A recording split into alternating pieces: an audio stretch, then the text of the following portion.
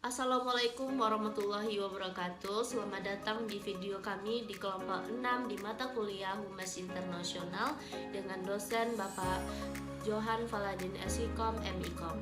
Nah, di sini kami akan membahas bagaimana strategi branding internasional negara Italia.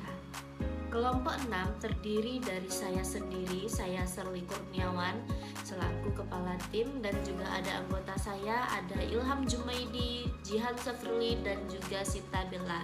Nah, di sini saya akan menjelaskan terlebih dahulu dari backgroundnya dari negara Italia.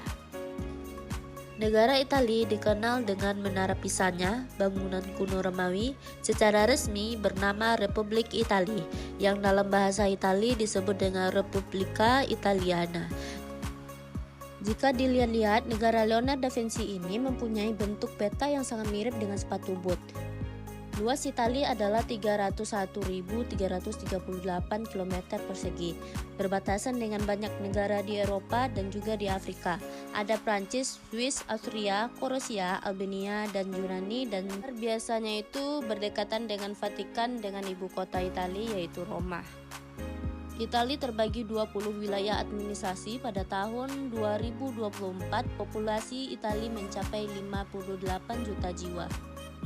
PDB per kapita negara Buffon ini mencapai $34.000 atau setara dengan 541 juta, dan gaji rata-rata pekerjaannya mencapai 45 juta rupiah per bulannya.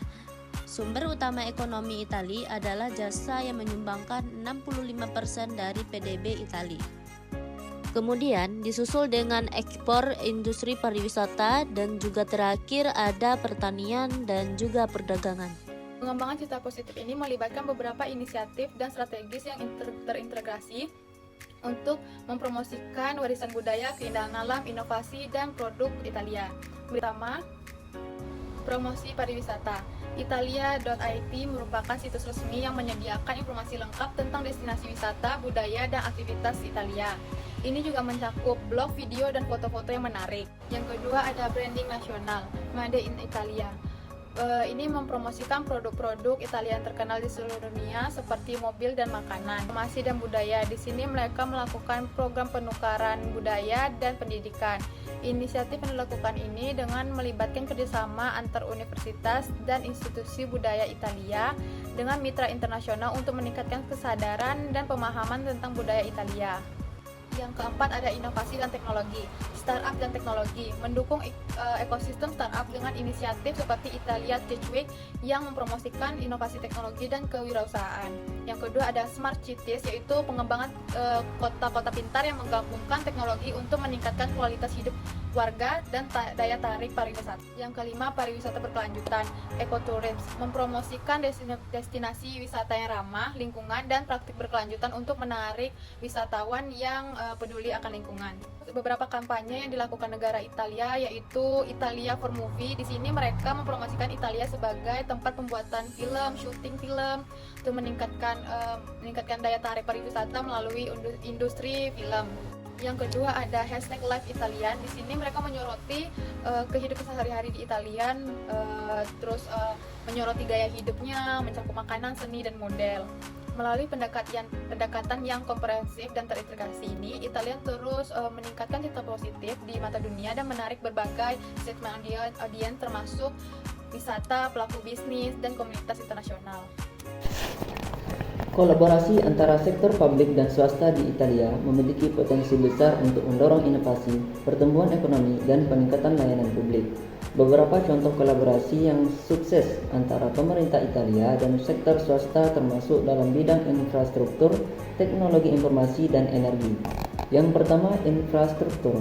Italia telah melihat proyek-proyek infrastruktur besar yang melibatkan kemitraan publik swasta seperti pembangunan jalan tol dan bandara. Kolaborasi semacam ini memungkinkan pemerintah untuk mendapatkan investasi swasta yang diperlukan untuk infrastruktur yang diperlukan. Teknologi informasi. Pemerintah Italia telah bekerja sama dengan perusahaan teknologi dalam pengembangan sistem informasi untuk meningkatkan layanan publik dan efisiensi administratif.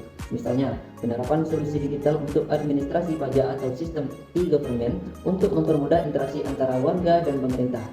Yang ketiga, energi dan lingkungan. Dalam upaya untuk mengurangi emisi karbon dan meningkatkan keberlanjutan, Italia telah memfasilitasi kemitraan dengan perusahaan energi swasta untuk membangun proyek-proyek energi terbaru seperti panel surya dan turbin angin.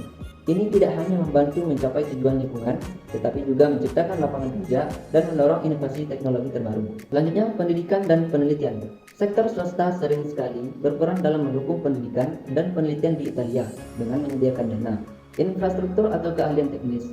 Universitas dan lembaga riset seringkali bekerja sama dengan perusahaan untuk mengembangkan solusi inovatif atau memfasilitasi transfer teknologi.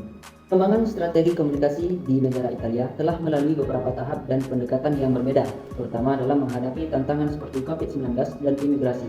Berikut adalah beberapa poin penting dari strategi komunikasi Italia. Yang pertama, penanganan COVID-19. Italia menjadi salah satu negara dengan kasus COVID-19 terburuk di dunia pada Maret 2020. Pemerintah Italia segera melakukan larangan penerbangan dari dan ke Tiongkok, menunda kegiatan besar, menutup institusi pendidikan dan melakukan disinfeksi tempat-tempat umum seperti bandara. Namun, Italia cenderung terlambat dalam merespon dan mengendalikan penyebaran virus karena tidak memiliki pengalaman yang relevan dan fragmentasi dalam pemerintahan. Yang kedua, kerjasama dengan Uni Eropa. Pemerintah Italia bekerjasama dengan Uni Eropa dalam menangani imigran dari Timur Tengah dan Afrika. Italia merancang operasi bersama Uni Eropa untuk melatih Angkatan Laut Libya yang bertugas mengamankan Laut Libya dari imigran yang mencoba memasuki Italia. Kerjasama ini berhasil menurunkan jumlah imigran yang sampai ke Italia dan jumlah kematian imigran di laut pada tahun 2017. Yang ketiga, kerjasama ekonomi dengan Indonesia.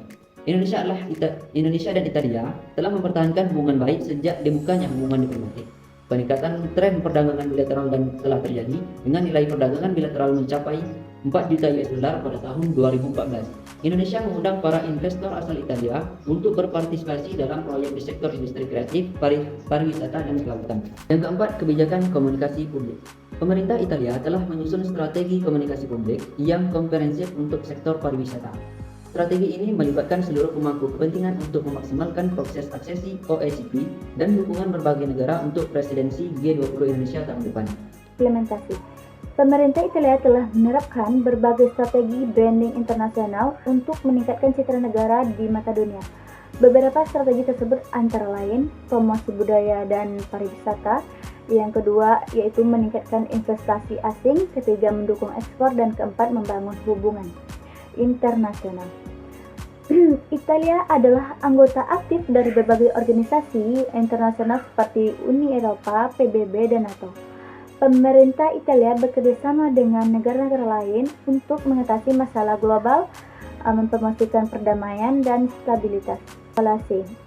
Strategi branding internasional, Italia telah terbukti berhasil dalam meningkatkan citra negara di mata dunia. Italia kini dikenal sebagai negara yang kaya budaya, menarik bagi wisatawan, dan ramah bagi investor. Beberapa indikator keberhasilan strategi branding internasional Italia antara lain meningkatnya jumlah wisatawan, yang kedua meningkatnya investasi asing, yang ketiga meningkatnya ekspor, yang keempat meningkatnya reputasi internasional. Studi kasus ini salah satu studi kasus yang sukses dari strategi branding internasional Italia adalah promosi makanan. Pemerintah Italia telah bekerja sama dengan koki, pengusaha, dan media untuk mempromosikan makanan Italia di seluruh dunia. Hasilnya, makanan Italia ini menjadi salah satu makanan paling populer di dunia. Pada tahun 2013, Kementerian Pertanian Italia meluncurkan kampanye The Extraordinary Italian Tasty untuk mempromosikan makanan Italia di pasar internasional. Kampanye ini telah sukses besar dengan meningkatnya popularitas makanan Italia di seluruh dunia.